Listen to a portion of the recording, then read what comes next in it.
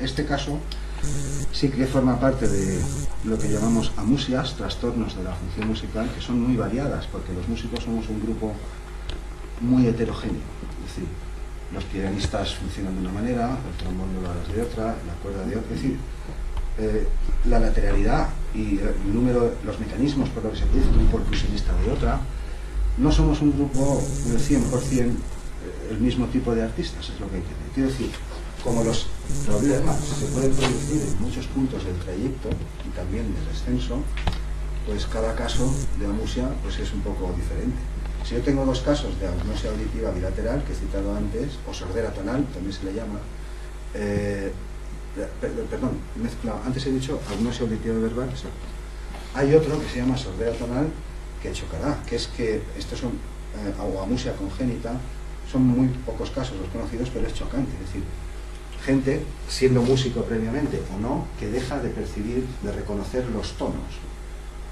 Antes se sabía, porque sabía música, y después del accidente cerebral, el trauma del julio, lo que sea, sigue percibiendo. Hay casos así, gente que percibe el timbre sin problemas después de la lesión, pero los tonos no. O gente que deja de percibir el ritmo, pero sigue percibiendo claro, porque el material musical tiene muchos componentes. El timbre es una cosa, la frecuencia es otra, las estructuras, si vamos ya al tejido compositivo, las frases, las secciones es otra. Si uno toca piano lee 2 pentagramas, si uno es director puede leer incluso 15. Cada cual es un poco un mundo y hay muchos casos muy variados.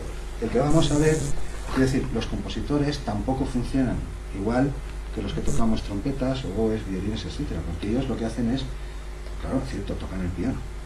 Lo que hacen es recrear en mente sonidos que no están escuchando, se pueden ayudar y escucharlo. Eso se llama audiación.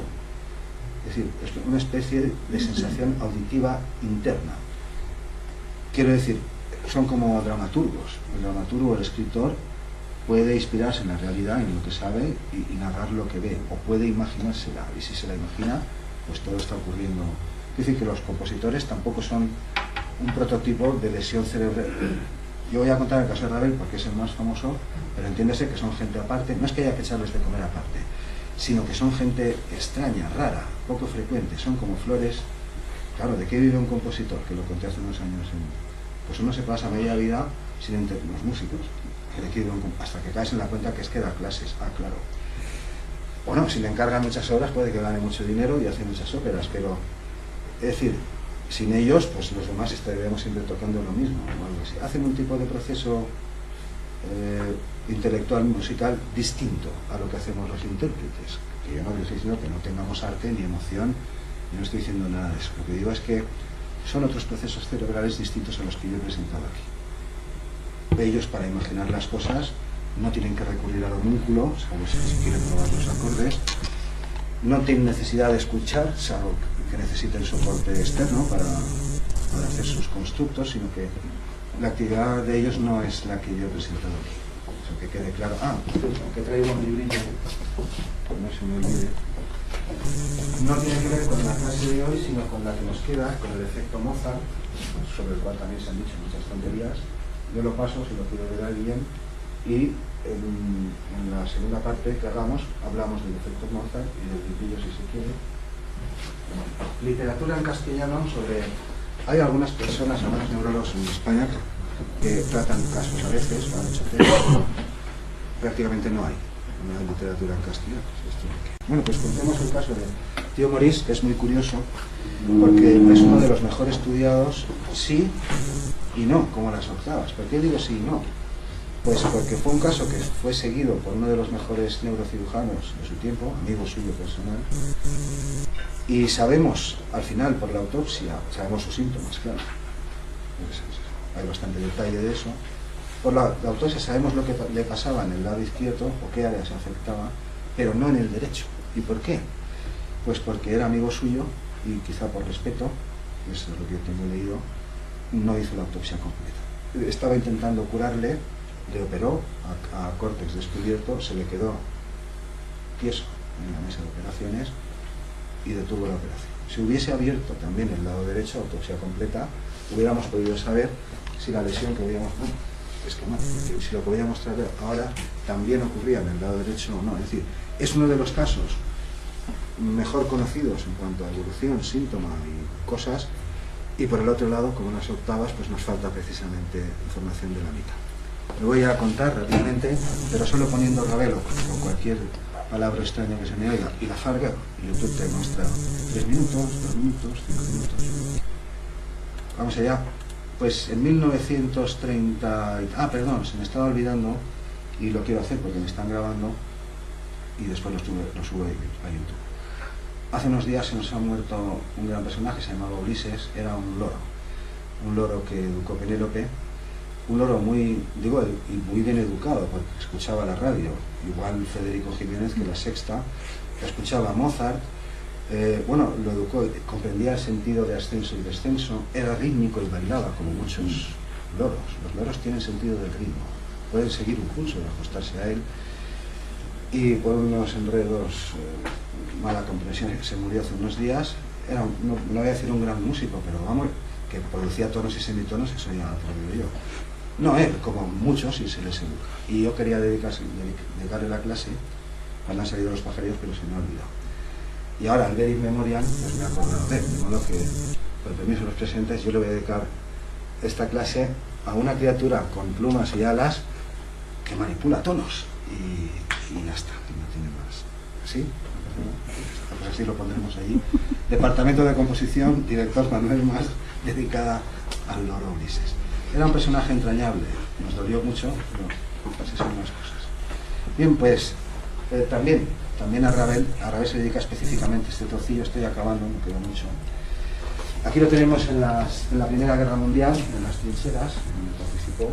De hecho, el concierto para la mano izquierda en re menor está compuesto para un amigo que perdió el brazo derecho, pianista, no sé si sabes, un concierto en re menor, y está escrito solo para una mano.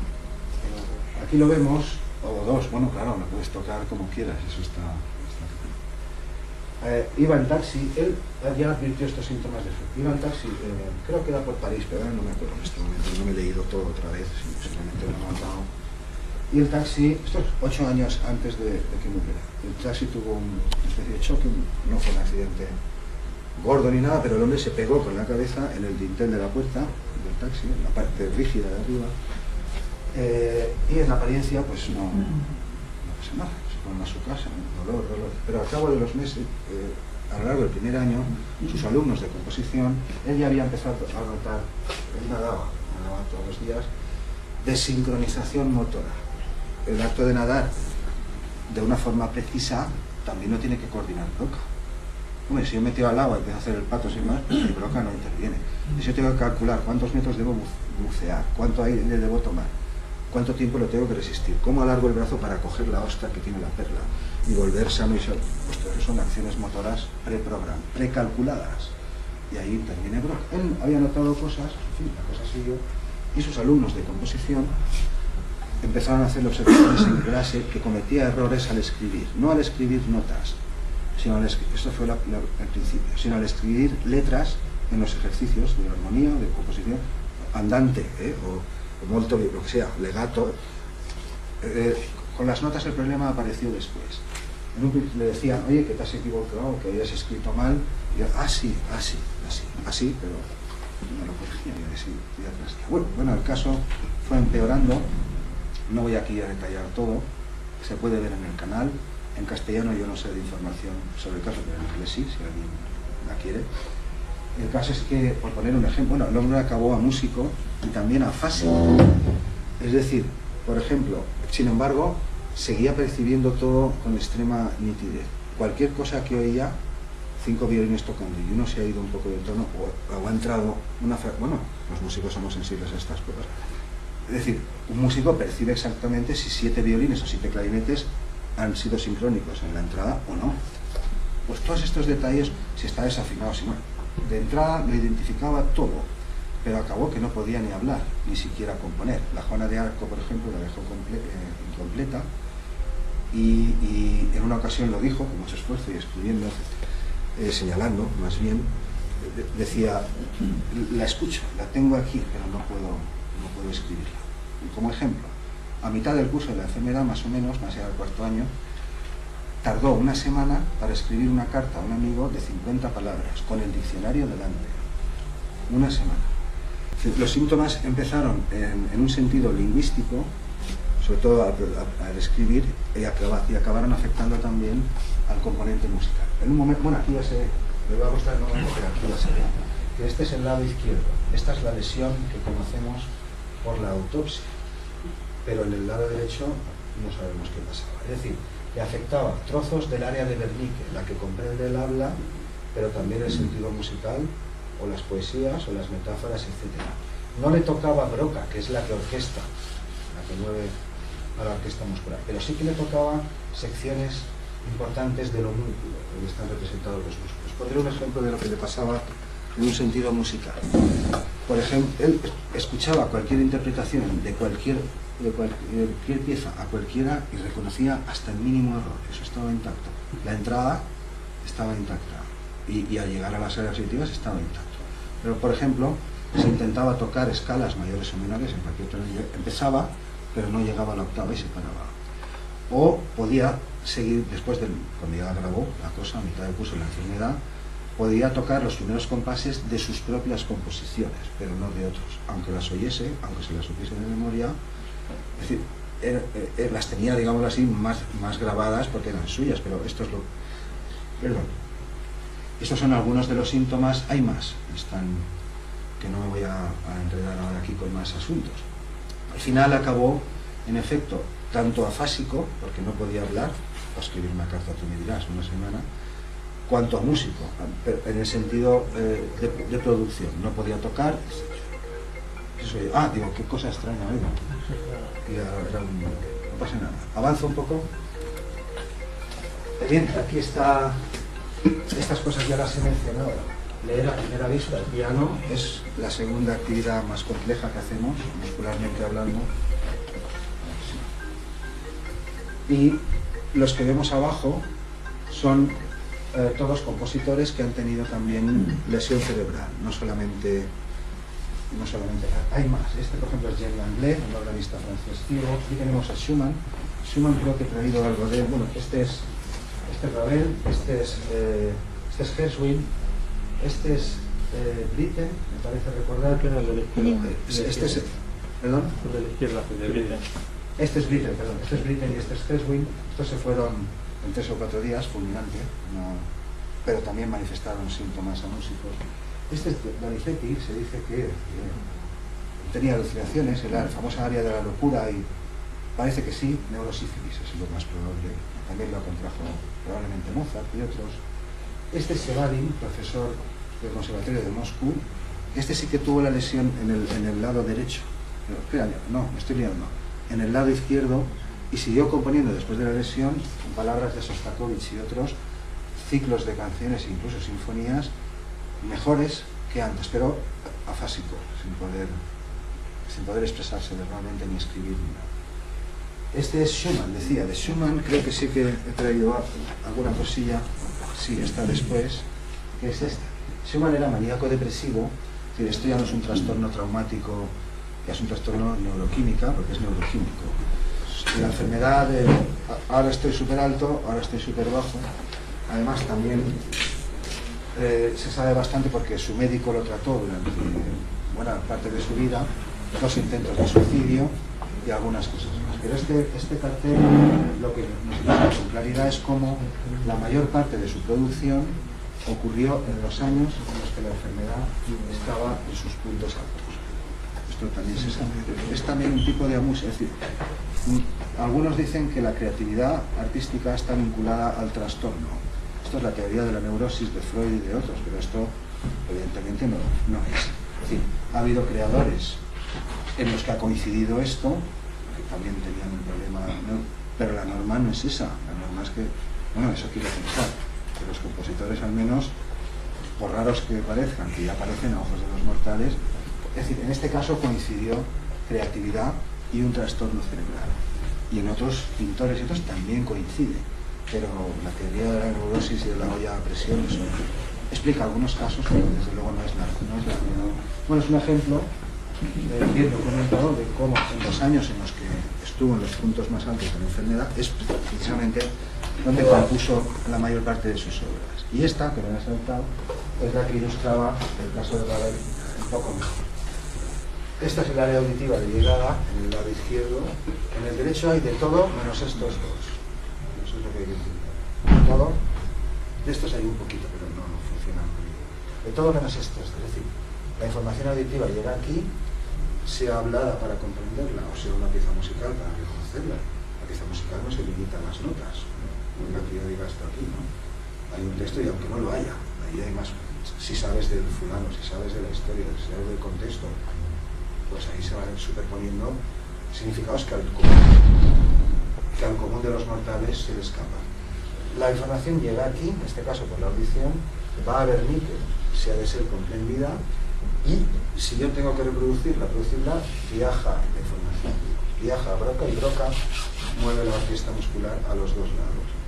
Bueno, cada lado mueve su músculo, pero el director y cada las órdenes está en un lado. Y este círculo muestra la lesión aproximada que se observó en la operación, porque no era una autopsia, estaba intentando salvarle, pero se le murió en la mesa de operaciones y como era amigo personal, supongo que por respeto, pues no quiso intervenir más.